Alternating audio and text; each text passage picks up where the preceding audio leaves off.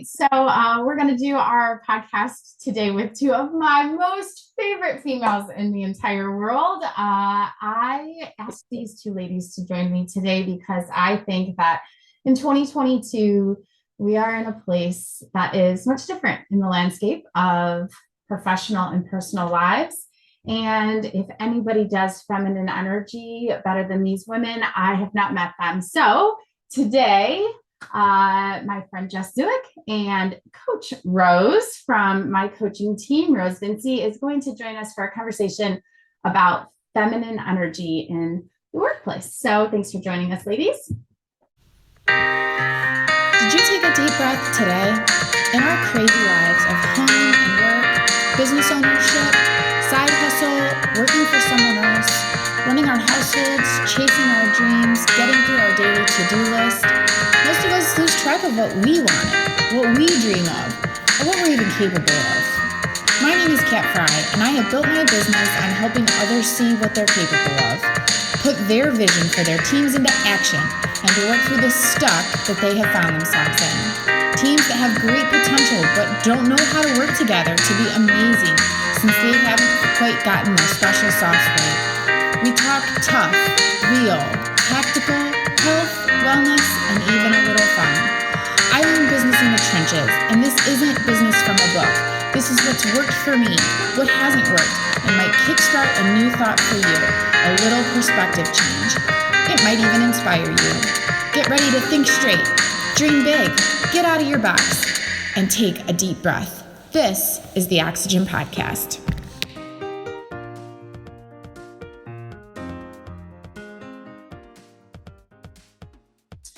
We are going to talk about the difference between feminine and masculine energy today. And this has kind of almost been taboo in the past because I think it's misunderstood more than anything. But then when you really get to talking about it, you're like, hey, wait a minute, this is kind of maybe my superpower, right? If I can do this right, this is really my superpower. So let's get started and tell me what you think feminine energy does to be your superpower. What do you ladies think? Oh, where to begin? Yes. Right. So I think that feminine energy, I think, is a superpower just because it's more unexpected than anything. Right. I think that, like you said, it's not super valued. It's not something that we see. And it's just more so because it's just misunderstood. But once you start to embody that feminine energy, accept it into your work habits, into growing your business, it really does give you a leg up because it gives you the space that you can have true, honest connection with people because you're connecting on a much more intimate level. It also gives you the space to really understand your own intuition in those moments and to lead from a place of being fully connected to who you are, understanding your boundaries, understanding your decisions, understanding your desires. And when you do that, I mean, man, you're unstoppable, right? Like that is one powerhouse person that can tap into all of that. And that's all feminine energy. What do you think, Chris?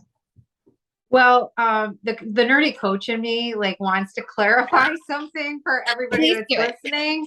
Jessica, that's such a good answer. I don't have to answer after Jessica answers. However, the thing I wanted to clarify is that feminine energy, archetypal energy, isn't just for women, but women are supposed to use it differently than men. And what we're talking about, feminine energy, even versus masculine, which isn't what we're really talking about today, but feminine versus masculine energy isn't really about gender or what somebody, considers themselves. This is the archetypal energy that exists in the world, the feminine and the masculine. So what we're talking about today is embracing the feminine, which is a receiving energy. And the masculine is a doing energy. And so women are supposed to lead with their feminine energy, and men are supposed to lead with their doing energy, but we are both supposed to use our feminine energy. However, that being said, you were so nice, Kat, to say that we're the best at feminine energy. I beg to differ. You cannot put me on that pedestal because I struggle to stay in my feminine energy. I'm a firstborn. I'm a type A. We're all Capricorns. Yes, like within days. So within days. Type 1 Enneagram. Yeah. Just add that in. So we all want to do by default. All three of us ladies. I mean, I think we kind of share that in common. So kind of like curtailing that and being like, no, I lead with receiving first, and then I do. I lead with receiving. And when we get into business, it's really even more challenging. Maybe less in our own businesses if we're working with blinders on and like not looking at the outside world. But if you're in a corporation or you're working in a business, it's even more challenging because people don't get that and understand that and know that frequency. But ultimately what it does for me, which was your question, is it allows me to have exponential results by working smarter versus harder. I'm in my alignment. I'm receiving what is meant for me, and it changes everything. You know, it changes everybody around you, because you become then more magnetic. If we're talking, like, I like to think of even like polarities almost. So masculine and feminine energy are like polarities. I think of it like a battery, right? You got your positive and your negative charge. Neither's better than the other, but you absolutely have to have both in order for an attraction or for the electricity to flow. Masculine and feminine energy is no different. And when one person is in their feminine, the other person can very comfortably be in their masculine.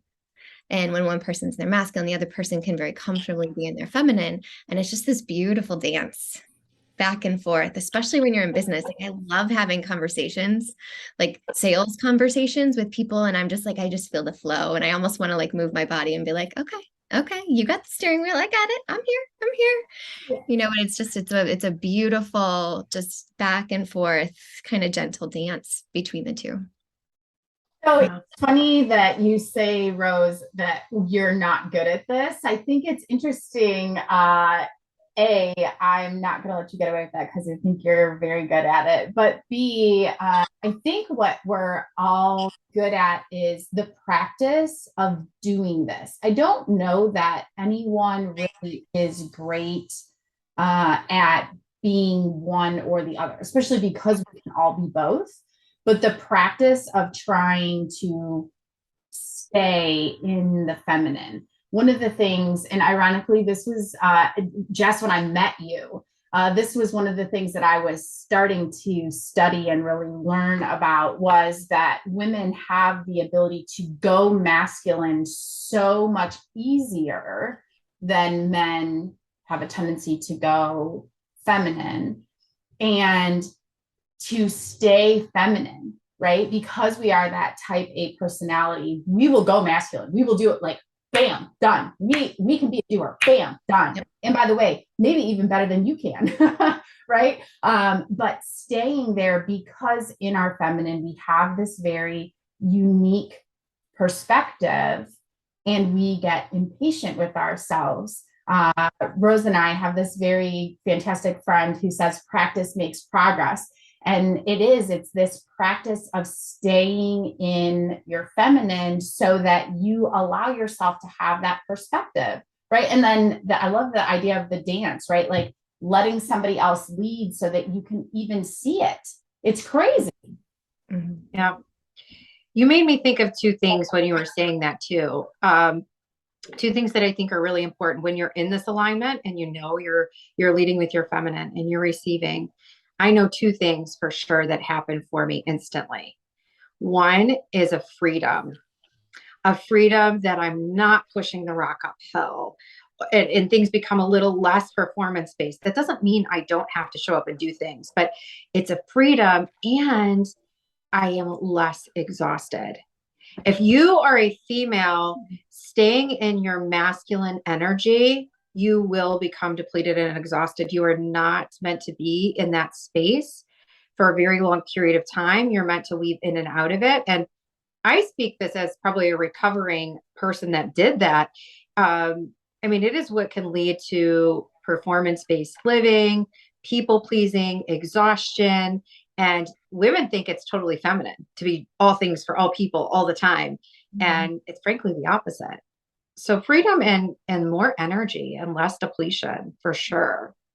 And more joy too, Oh, right? yeah. Yeah. Because when you have those things, you can really just appreciate like the life around you and the amazingness that you're building, whether it's a family, whether it's a business, whether it's a community, whatever it is that you're working so hard at in that masculine energy, you can experience the joy of that creation and, feel the rewards of it more fully when you can embrace that feminine energy.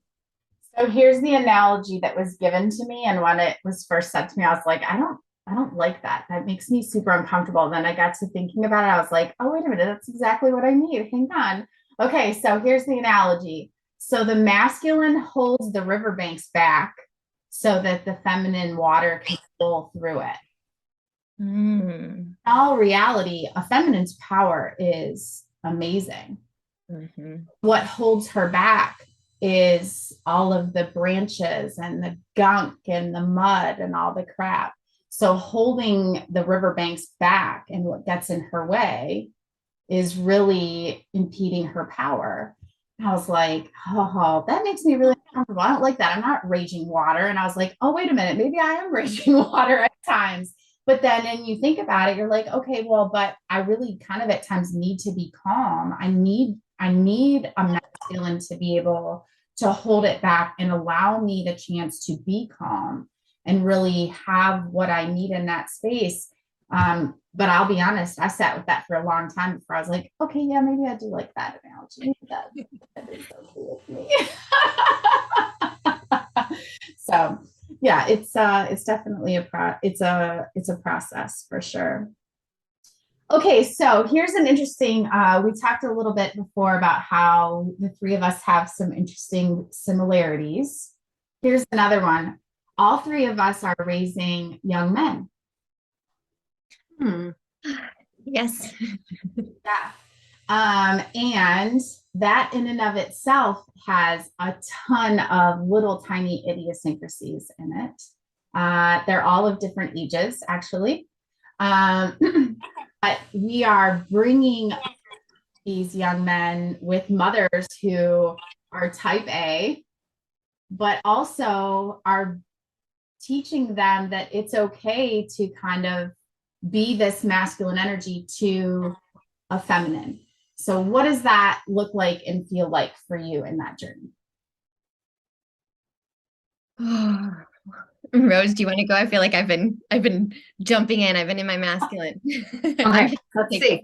Well, a couple things came to mind. I love the fact that we are we're always evolving, but we are in a new era where we'll just use, and not everybody has both parents in their homes, but we have more and more families where a father and mother are playing different roles. Like dads are staying at home and moms are working and vice versa, or everybody's helping with the chores, which in previous eras, like everybody had their roles. Women, stayed home and did their roles and stayed in their receiving energy, and men went out and did their roles and stayed in their doing energy. And it was never meant to be that way, of course. And like now there's this flow where everybody kind of chooses to show up and play with both. So in my house, we do have both parents, my husband, Chuck, and I raising our boys together. So I think they get to see both. Now Chuck can stay in his feminine energy.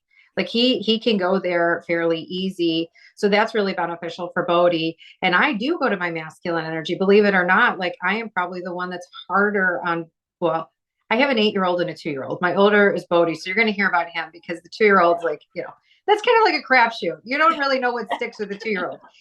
However, with Bodhi, like I'm actually really hard on him. I'm really stern, but we're also in another era too, besides like boys and girls for that matter, getting to see both of their parents kind of play with both energies, even if they're not purposely doing it, just by roles changing and culture changing. Darn, what was I going to say? That we're in a place where like boys are getting way more acceptance and children in general are getting way more acceptance, at least because I think parents are cultivated to not have them stuff down their emotions. So we're much more able to say, It's okay that you feel that, and let's work with that.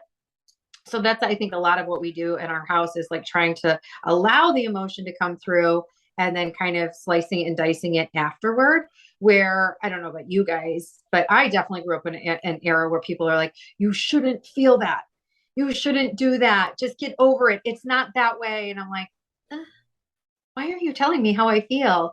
So I love that that's a part of our culture nowadays. And I'm going to be across the board for every listener out there, but there's more of that than there ever has been before. And I think it makes it a lot easier to raise young men that can weave it in out of both. And I even think our husbands today have an advantage to do that better than any generation before. Oh yeah. Oh yeah. So unlike Rose, my husband does not sit in his feminine very well. But I live in a house with my husband and my two boys. My boys are nearly 15. He's 2 weeks away from being 15, which is just mind-boggling to me, and 11. So I have a high school and a sixth grader. And my husband sits very easily in his masculine energy. He owns a very successful business. He has, he has a lot of accomplishment that he's been able to achieve for himself. And so they see that, and I think they appreciate it. And I think in a way they want to emulate it. And then at the same time, they see what has to happen in order to allow him to do that. So they see the space that needs to be created around the house, like the fact that, okay, he's not home to make dinner. He's not home to do certain things. He's not home to run you your homework when you've forgotten it and it's sitting on the kitchen table. Like, he's not there to do those things. And so they have an appreciation for what it takes behind the scenes to support that masculine energy, which is the feminine energy. And I think they have that because I also have a business, have a career, and understand the importance of filling my cup and fulfilling my dreams. And they see that, and they understand that in order for me to do that, they have to sit and step into their masculine and not just be in their feminine, because most kids sit in their feminine energy. Like, they're all me, which is exactly what they should be. Like, yes, they need to learn how to clean up their room and make their lunches and, unpack their bag and put their clothes away and blah, blah, blah, blah, blah. But they're growing. We are filling their cups with experiences, with teachings, with environments that help them formulate who they are. So they're supposed to be in feminine energy. They can't receive any of that if they're not. But I am trying to get them to see what it is to be a healthy balance as the masculine of feminine and masculine. And so when they see me do things like book appointments into the evening and nope, I'm sorry, I can't pick you up at that time. You're going to have to wait an extra half hour at the rink until I can get there because I've got an appointment. And so they've learned how to kind of balance their own expectations around what it is to support somebody who's in their masculine or support somebody who's in their feminine. So I don't know. Does that make sense? Yeah. So I actually, for some reason, Jess, I was thinking our kids were closer in age. So my son, I have two. I have a daughter who sits very strongly in her masculine. I'm not sure where she possibly got that from. And I have a son who leads more with equal emphasis, ironically, and is dating. So it's interesting, I think, when you get to see your son get into a relationship where there is another dominant feminine energy in his life, right? And how they balance that. It's like a reflection on what you've given to them and how they lead or how they hold space for another feminine energy. And it's very interesting. He also is in a very male dominated space with his job and how he sees equal. When there's women in his industry or how he sees a female's perspective to a problem. It's very enlightening. It's a reflection back on how he was raised, just to your point, what you expose them to, or, how he deals with conflict. and it's very, maybe we were doing it when he was younger and we didn't realize it, because I wasn't practicing feminine, masculine energy. I wasn't aware. I think it was because and maybe I'm wrong here, but I think even now it's much more prevalent than it was even 5 years ago, 8 years ago, 10 years ago. Yeah. It was little. So agreed. Yeah, it's kind of scary to see what you put in them and then how quickly it starts to reflect back, like, oh man, wow, that's a hell of a mirror. Okay, yeah, I love you. So, okay, so with that being said, tell me how you think we can best serve other feminine energies when we are at work. How do we hold space for other women who maybe need an extra moment or aren't typically practicing it in the workspace? There's a lot of people that don't, right? Yeah, or consciously don't. Yeah. I think first and foremost, it's role modeling. Because like you just said, like the people around you will reflect back to you what you need to see, right? So first and foremost, you yourself, because really and truly that's all you can control. But you yourself need to show up in a place that honors your feminine energy and recognizes the brilliance and the power within it. But by role modeling it, and role modeling something as little as like taking a 3-minute break to put on some smelly oils and, move the tension out of your shoulders before you go into a big meeting, or, sit down and have a cup of tea after, pushing really hard on a project for a certain amount of time, like taking these little breaks for yourself, or having meaningful connection with other people in the office, like whatever it is that you can do to role model those behaviors, I think is the very best place to start, in my opinion, just because it's the only thing you can control and it doesn't come off as like why don't you go take a break? Which could be but I think that too, that itself is even kind of a little misleading, in that feminine energy doesn't always mean taking a break. I sometimes am working my hardest when I'm in feminine energy. It's when I'm in creative flow. It's when I'm holding space for somebody else, right? To have their emotions. It's when I'm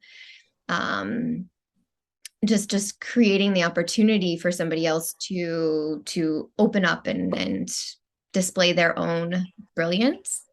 That's all feminine energy as well. It's not always just taking a break. Yeah, for sure. What do you think, Rose? I love like thinking about that. So like for receiving, for me, I often have to pray to stay in receiving mode. I actually, really connect in that way, prayerful way, to be in this receiving mode. So it's not easy to do, and it's not always about like taking a break, but it's about an embodiment that almost, I know this is so cliche, but things are happening for me, not to me, that I don't have to push the rock uphill. And in sales, that's really hard. Like, how many sales are you going to make today? How many people are you going to call? Like, how many, appointments do you have lined up? And all of that, of course, is important. Like, we do have to do. So like when we say this, you're in receiving energy. So like I'm just sitting here going, oh, what's coming to me? Bring it. I mean, there is action steps, but I stay in this belief system that things are happening for me. And one of the things I think I do the best is, and I don't know if people see it or not, but again, it's always modeling. It's always just showing up as yourself and seeing where people take it, is to go where the trail leads. So many times in business, we're like, you have to do so many of this and so many of this and so many of this and so many of this. That is definitely rigid. That is masculine. There is that aspect to business and goal setting and achieving. I'm still going to do those things, but I'm going to do them in a different sequence and in a different pattern, and kind of modeling that pattern for them. And I always say, I work with a bunch of men, so I don't really have a lot of women I can model this for in my day job. And so, because I sell as well. And I always say like, oh no, no, no, no. I go where the trail leads. I go where the trail leads. And I know they're like, eh. So that was the other thing I wanted to talk about. As much as we model this for men or women, right? There are, but we're talking to women today. There are women that are going, and I'm going to say this the way that my sister said it to me. I don't like to swear on camera, but like it just brings so much more validity to how she said it to We're me. on oxygen. You can swear here, Rose. I know, but I don't like to swear. But this is what she said to me, and I hope that she listens to this podcast, and she knows this is true. We've talked about this. When I talk about this receiving, and she was in a business deal, and it was a real estate deal, but it's still business. It's still masculine. It's still a business deal, right? And she was house hunting, and I went with her to see this house, and I was like, ugh, no, like, and I actually said in front of a real estate agent, I'm like, you can do so much better. And this market is tough, right? And we went out to lunch afterward, and I said, you can do so much better.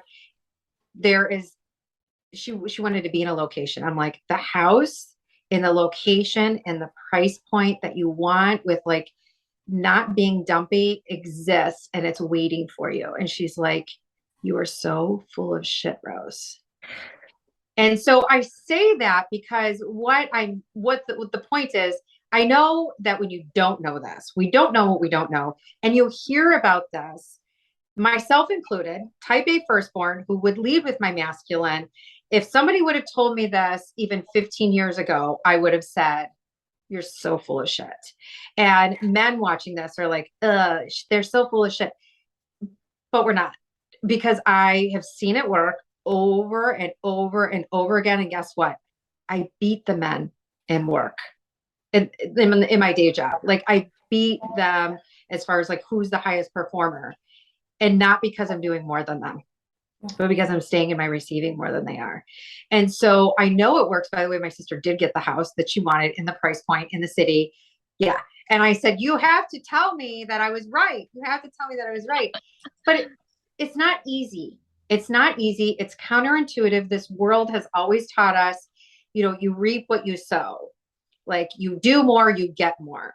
But when you're aligning with divine, or however you look at that, or the way that you are made, things happen so exponentially and in extraordinary ways, because you're like in the flow, you're connected, and you can receive. It was meant for you. You're not blocking it. Controlling things, I always say, like controlling things, your fists are closed. When you're receiving, your hands are open.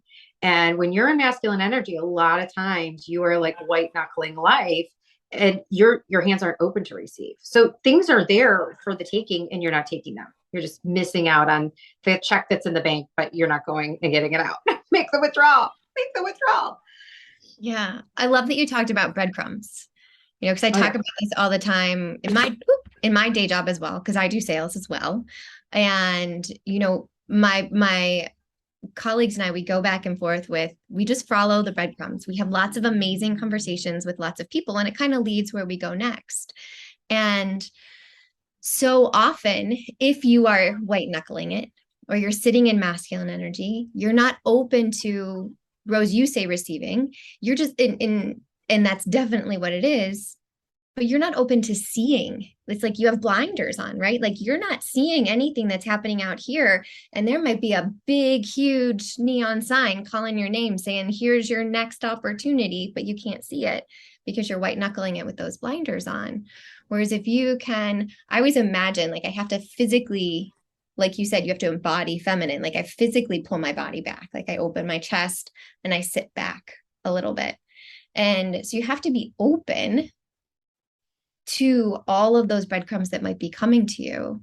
And that does take a little bit of like a, we'll see attitude, rather than I'm going to do this, and it's going to yield the results that I want. Not always. You could have better results if you sat back and just watched and was like, oh, wait a minute. Maybe I should try this. This looks like the better option. But following breadcrumbs takes a lot of feminine energy, because you don't know when the next one's going to pop up.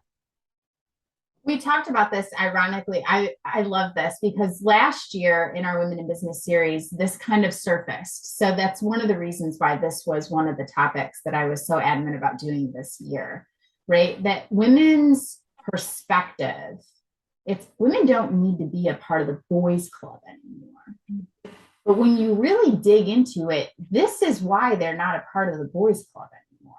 There's actually this kind of crazy superpower that I talked about at the beginning when we first got started here. And it is this feminine energy.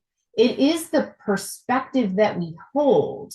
So if you aren't in the boys club and you get into your feminine energy, and you are, whichever analogy works for you, if you are the water rushing down through the stream, or you have your fists open, or you're rolled open looking, right? You're asking the question, whichever works best for you in your mind. It is the female perspective that makes you unique in sales. It makes you a softer hand in raising your children. It makes you the one who asks the question that gives someone something different. Rose, as I was listening to you talk about your sister buying that house, my brother called me this weekend and is recovering from some issues and said, Kat, I need a lifestyle change. And I was like, okay, great, let's do this, right? And we start asking, she's like, I don't like any of that. I'm like, now I'm listening to you talk, and I'm like, well, yeah, you masculine jerk. Hello, now I know. And I have all brothers, by the way, for people who don't know this about me. I'm the only female, so I lived in the masculine. And I'm listening to you, I'm going, oh, I just totally called him out. I love it, right? But that's it, because it's something that it's unknown to him. His regimen just got his sister thrown in the mix, and he's going, whoa, what happened? Ask that if we look at it that way. Yeah. I want to talk about something a little ugly, and I'm going to let Jessica follow up after this, because she'll wrap it up in a pretty bow. But I love telling the truth. Okay. The truth sets you free. Yes. Jess, women in hardcore. I know. Seriously. You just put masculine energy. I'm like, oh, I gotta roll your shoulders back. Here we go. Okay. Okay. Let me listen and take this in before I start thinking about my next steps. Women leading with their masculine energy in business is ugly. It is ugly. It is ugly. And I don't mean the person is ugly. I mean, the energy is ugly. It doesn't fit. It's like a square peg in a round hole. Although we have an excuse. We have an excuse, which is there were more men in business historically. Doesn't matter. Even pre-industrial revolution, doesn't matter. And the culture was that if you were going to be a woman in business, you needed to act like the man. And so that's why women were always trying to be in the men's club, act like the men. And they were leading with their masculine energy. And I can tell you, in any organization I've ever coached, a woman leading with her masculine energy, you're going to hate this if you do this right now and you're listening to this, they don't like you. They don't connect with you. They don't vibe from you. They don't want to take orders from you. Being a great leader, female leader in business, does not mean you are the best doer. It means you are the best at leading with your receiving and then following up with the doing action steps. And a lot of women don't know that. A lot of women don't know that you do not have to show up in that way to make it in business anymore. And that's probably what you're talking about, Kat, that there is this new club, there is this new era where you don't have to be a part of that. But so many women don't know that. They've never seen it. They didn't know there was any way different. And that modeling we're talking about is a great way for us to show up and be like, there is a different way. But I want to free them from that, because they are pushing the rock uphill, and nobody in their culture is enjoying it. It's not fun. I actually think that Jess just talked about this on her social media the other day. Oh, okay. And my hunch is going to be that her answer is, because I will tell you before Jess puts a bow on this, that this was me, right? Oh, me too. Me too. Yeah. Like when I met Rose, I am a healing patient of Rose's when it comes to this. Rose met me at a time in my life when I only knew the masculine side of me because I was healing. And the masculine was safer. It was easier for me. In fact, we talk a lot about that here at Oxygen, because it's easier to go to work. It's safer to go to work. But the problem is we just spent 3+ years in a pandemic where work went home. Boom. Right. And there's this melding of everything at home, and we have to get straight with our own shit. Like, I mean, that'll just be the word. I feel like that's going in the topic of this podcast. That word is. But you know, like, and until you're comfortable with healing yourself, you're always going to have a problem being in your feminine. That's practice makes progress. All right, Jess, let's hear it. It's vulnerable. It's really vulnerable. It is really vulnerable. I've got notes. Like I'm so excited. Over there, girl. If you're listening to the podcast version, you want to be on the YouTube version because so the other thing I wanted to add to what Rose said, you're right. A lot of women, they will show up in this masculine, or they'll go the exact opposite and they'll show up in like a really girly, flirty, right? Neither are met with a whole lot of an embrace, right? And I think this comes back to that idea of the magnets, right? The polarity and the positive and negative. And when you show up in your masculine as a woman, we'll just picture you as a plus sign, showing up to a meeting as a plus sign. The men show up as a plus sign too. There's no attraction. There's no chemistry that can happen in that meeting until somebody flips to their negative. So that's why showing up in your feminine, and showing up in your feminine is not like showing up in well, for me, it's showing up in a girly dress because I want to stand out. I want to be memorable, but it has nothing to do with the girliness. It has everything to do with, I'm going to show you I'm present. I'm not just going to wear all black so that you can't see me and I blend it. But that's just my own thing. But showing up in your feminine means that you create the negative ion so the positive can be attracted. Right. So we need to create something that is magnetic. We need to create an environment, a relationship that's magnetic. Kat, in your teaching, in your courses, you talk about being the sponge, right? Rather than being the rock.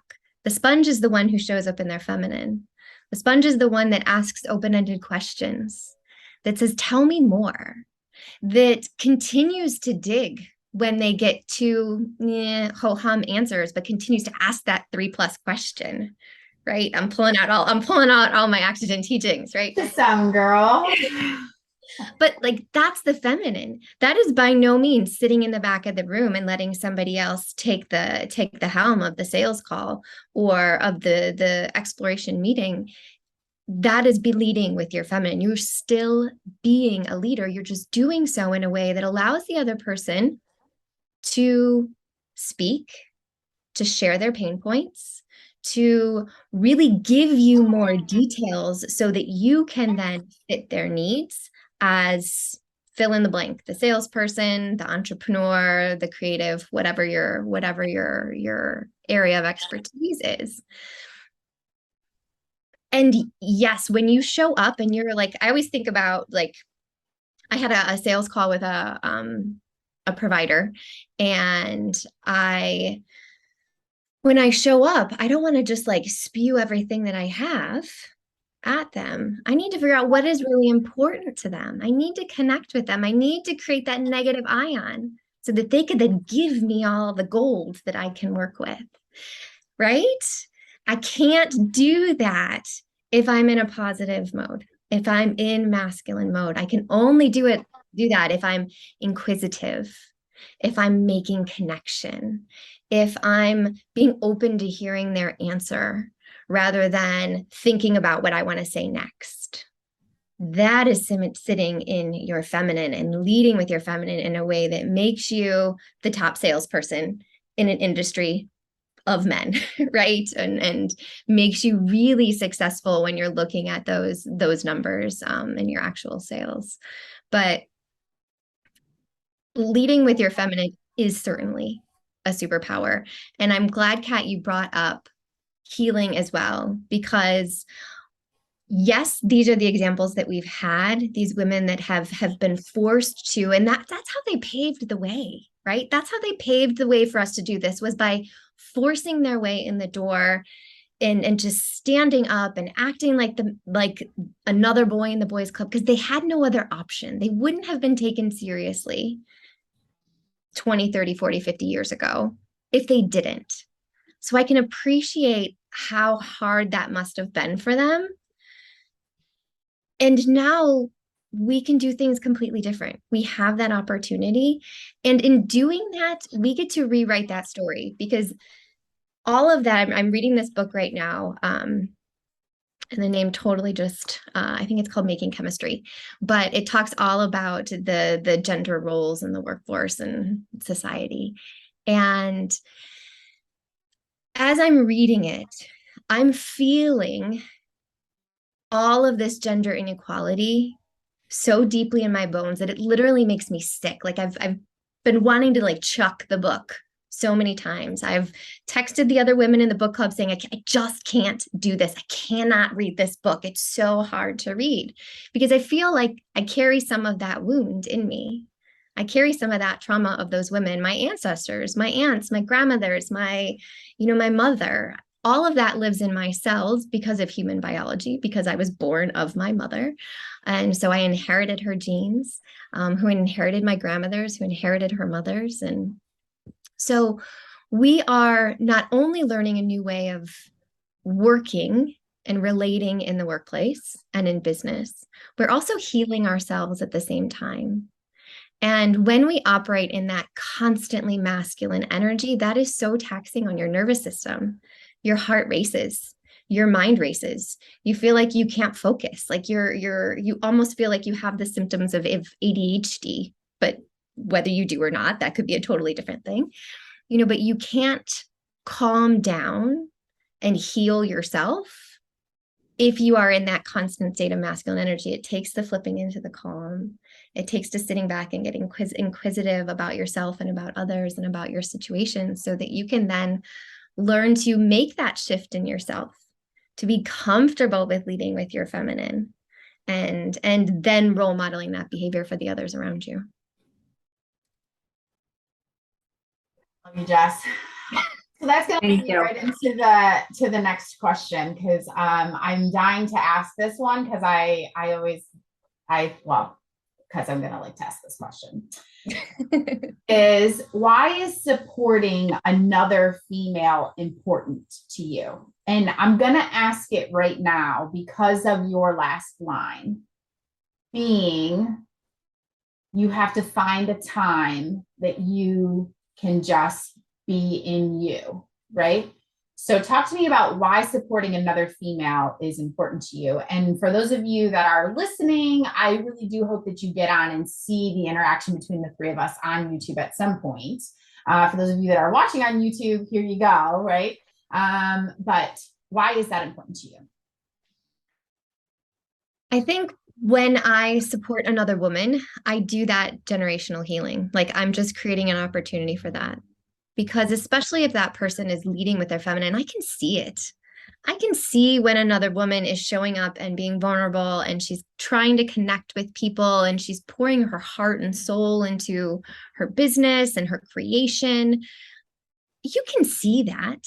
You're attracted to it if it's something that you really want. And so by supporting somebody like that, not only do I support them monetarily, because I give them money for their services, but also I help them feel validated for the fact that when they're charging for their services, and potentially what they're charging for their services, rewriting that rule or that story that, we may not be worthy of what it is that we're charging. Also, you're giving them evidence of the value that they create in the world, right? As a woman, all of this is healing that generational trauma that came from our ancestors who had to just live in their masculine. And I just can't imagine how taxing that must be. And no wonder heart attacks are so prevalent amongst women, is all I can say.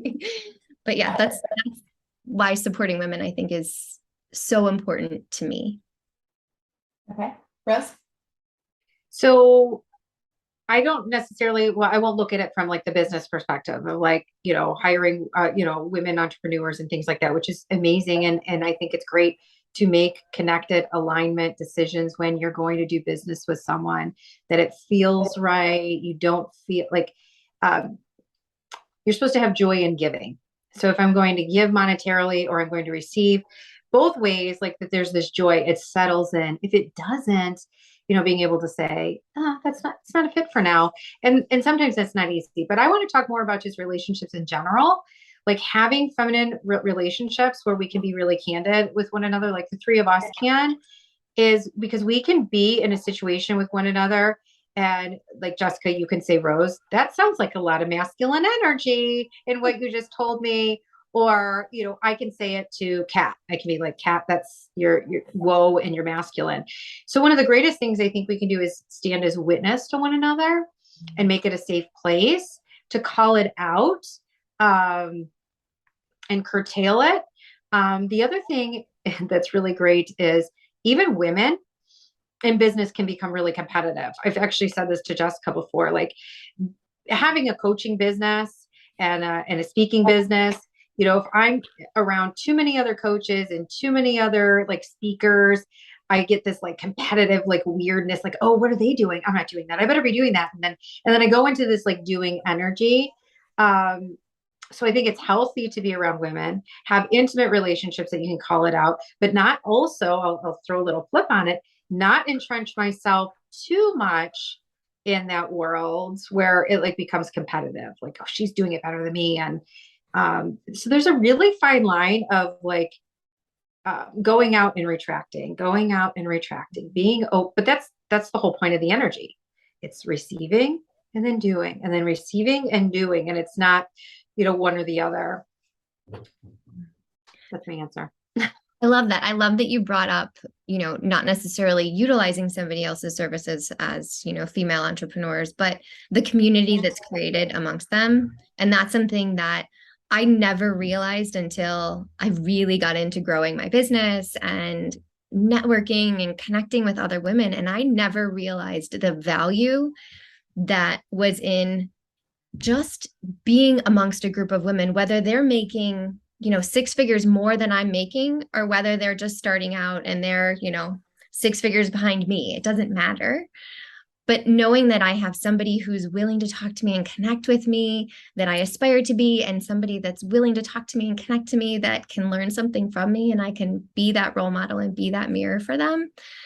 I was really wonderfully surprised by the female entrepreneur community, how much of that exists, how much of that, this is a community, we're here to connect, we're not here to compete.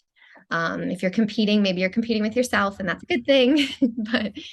but using the opportunity of or even the container of entrepreneurism to highlight the feminine energy and how that can help a woman and support a woman in growing her business. Seeing that has been a huge catalyst for me. Huge catalyst for me, my business, my creativity, my courage. I was raised under the kind of segment that it's lonely at the top.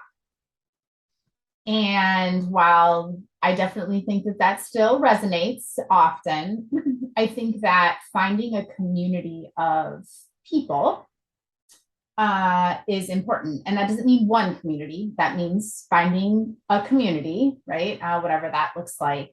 And if you haven't found your community, you need to continue looking, right? And I think that it's as simple as, the three of us have a text chain that randomly will go off like crazy, and then it will go silent for months because it's hockey season, or it's summer, or it's, and then our birthdays will come around and it will go crazy because we all are within the same week, right? Or, a larger community of, whether it be men and women, or just entrepreneurs, or people who we all support the same mission, or whatever it is. But I think that if you have people in your life who are seeking community, do yourself a favor and reach back and grab them and help them, because at some point someone grabbed a hold of you. And if you are seeking community, then go find it. They are there. And I think that message should be spread to men and women alike. I think it's one of the awesome byproducts that we have here at Oxygen, you know, you can be a part of any group community. If you'd like to jump in on one of Rose's, she's going to do a couple here for us, right? Where you just get to be a part of a group, right? It doesn't cost you anything. We know the importance of being a part of a community. So there is not a need to be estranged, especially after 3 years of us all sitting at. Yeah. Well, and connection and community are feminine energy.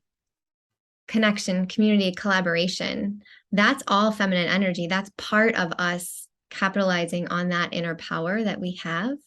So it makes sense that that is only going to help catalyze that much more growth for you in whatever it is you're reaching towards, is finding people that are like-minded, that are supportive. And if you can't find them, reach out to one of us. We will happily sit in DMs and like chat with you or send voice memos or whatever it is. Like we recognize the value in connecting with other women who are doing this on the same level, not on the same level, wherever you're at, but we recognize the value in that because it's inspiring.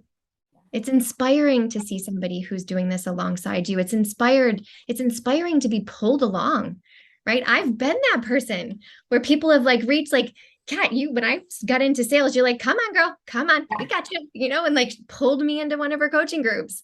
And I was like, I have no idea. I don't have a 30-second elevator pitch. Like, I don't know what I do. This is what I do, you know?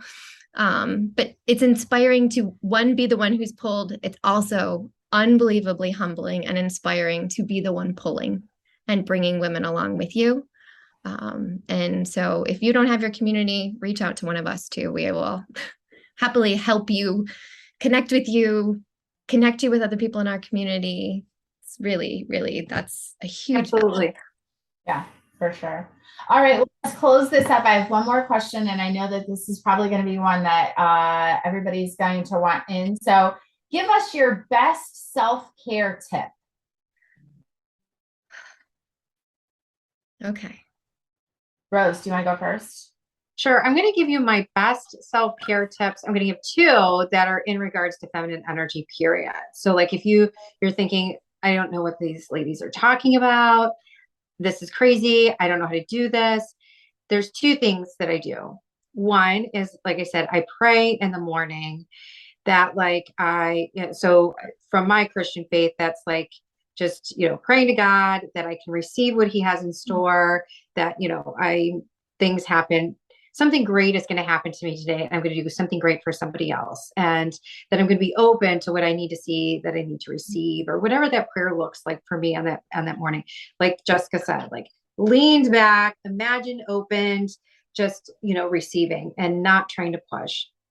And try to come from that place of love in everything that I do. It falls apart many times during the day, but at least I started really well. The second thing is this was really cute. We were talking about this. I actually changed the way that I dressed. When I started to learn this, and I as well showed up with masculine energy in the business world, for the first half of my career, I showed up in power suits.